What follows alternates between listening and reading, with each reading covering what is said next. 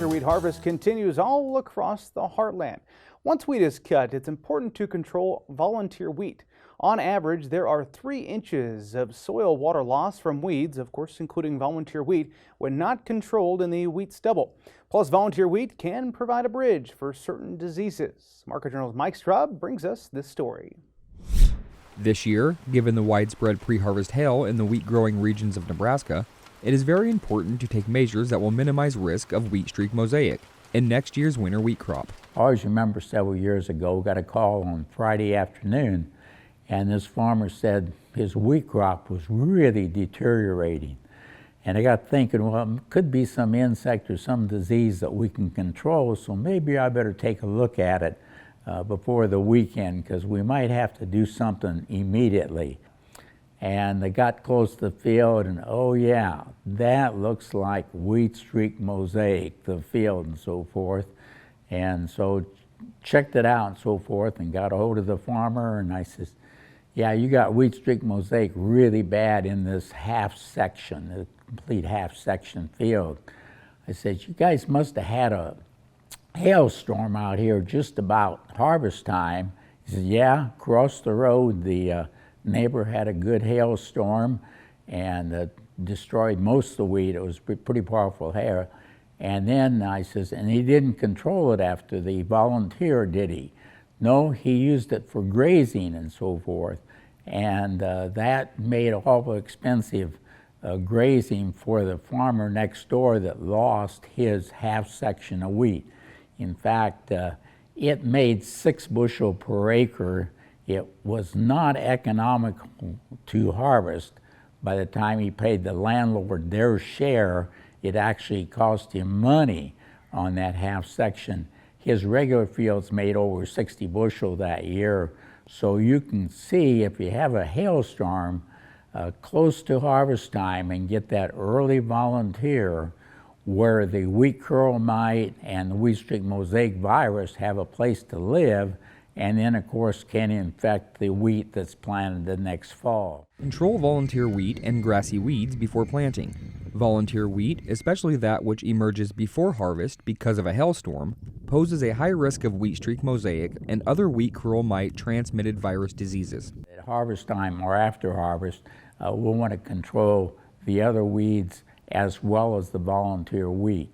And to show how important that is, we figure on the average, if you do a good job of controlling the weeds after winter wheat harvest with herbicides, not tillage, that you'll save an additional 3 inches of water. How much is that 3 inches of water to the next corn or sorghum crop that is planted in the wheat stubble? Usually about 36 bushel. In other words, the 3 inches, about every inch is worth about 12 bushel of corn or grain sorghum out there. So you can see, and we probably have some people this year that may want to pasture that stubble because of the shortage of grass, but it's so expensive to do that when you figure you're going to lose maybe 36 bushel on the next crop, that it's probably not the best thing out here in dry western Nebraska most years. A few changes to the combine, making sure you spread out any crop residue, could mean a better suppression of post-harvest weeds, reducing the chances of disease. Make sure you set the combine really careful and so forth. And then the other thing we found out, it's really important to spread that chaff. That is because, and I know we've seen this over the years, where you get a concentration of the volunteer wheat or the wheat, the small kernels and so forth that might be going to the combine. If you get a lot of that right directly behind the combine, it's harder to control than where you spread it out, because density does make a difference. If you have a lot more weeds, and the same thing goes to the weeds that go through the combine, if you got a concentration behind the combine, they'll be harder to control. So it's really important to spread that chaff to the combine. The other thing, what we really like out here is stripper headers to maintain that crop residue. We find that crop residue is really, really important to our next corn or sorghum crop. And we had a farmer call me and he says, my brother-in-law and I were flying over our fields, and we came to this one field, and half of it was greener than the other half.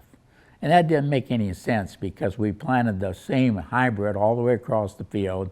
We fertilized it the same. So we landed and went over to the field. Oh yeah, on half the field we took the straw spreader off and baled the windrow straw. Well, this was a pretty good year in southwest Nebraska, and so we measured what the yield was on that part that they removed the straw spreader and baled the windrow straw. It made 97 bushel. And we went over to where they left the straw spreader on, spread the crop residue. It made 117.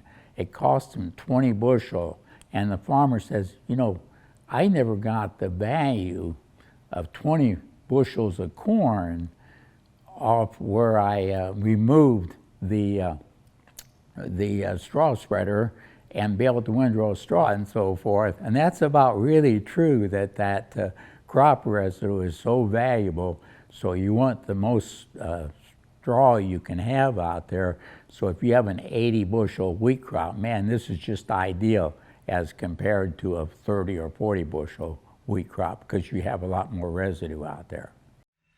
Control pre-harvest volunteer wheat in wheat fields and summer crops before planting winter wheat this fall, and make a few adjustments to the combine to maximize yields in the future. Reporting for Market Journal, I'm Mike Straub.